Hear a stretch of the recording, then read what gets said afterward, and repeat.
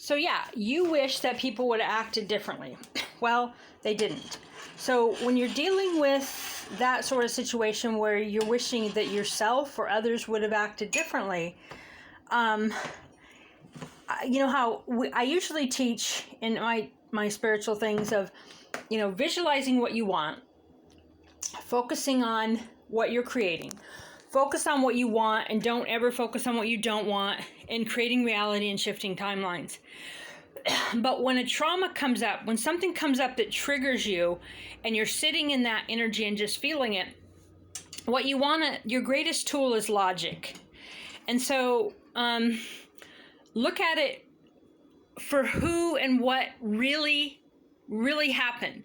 Don't sugarcoat it. Don't fawn over them. Don't be like, don't pull out the good that wasn't necessarily there. Or what I used to do all the time is just make up all the stuff I was sad for that I didn't have.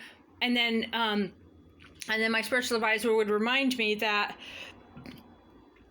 all those good things were things that I brought to my relationship with that person.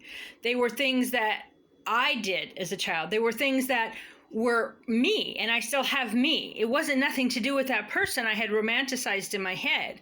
And so trust yourself and your intuition, but if your body feels whacked or weird, and it's not, and don't mistake trauma or trigger for, oh my gosh, I'm excited that about that person or that business opportunity, or to go here or to go there. You're not. It may not be excitement. It might be a trauma response that you're releasing. And so just don't react. Just sit in it and feel it. A lot of times, too, I've learned that if something's exciting that's of your highest excitement, it's usually above the heart. You kind of feel it in your head, maybe high heart and head, and not necessarily low heart emotion. Or for me, it's in the solar plexus where the trauma comes in, and you go, oh my gosh, I don't want to feel this. Or you start bringing up people and getting mad at people in your life all the way back to when you was a baby, or you try to put a story to why you feel the way you do. But it really helps to bring out the old logic book. It's kind of the only time it does. And have a little healing session with yourself. Ask your guides, ask your spiritual entourage to come in and be with you. And look at it for what it logically is. How did this person treat you?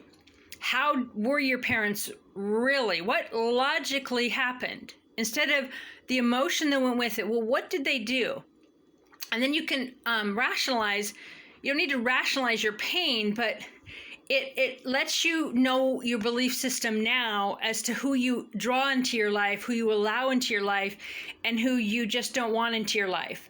And don't romanticize the good things about those people all the way back from childhood, because you want to be a light worker and a starseed, and you want to be good and neutral, and but they might be narcissistic, sociopathic, whatever. You have to trust yourself, but number one, trust your body. It hits your pain body and you feel something whacked, just sit in it.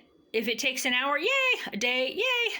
Months, years, sit in it, and don't go towards the direction of anything related to it until that feeling passes.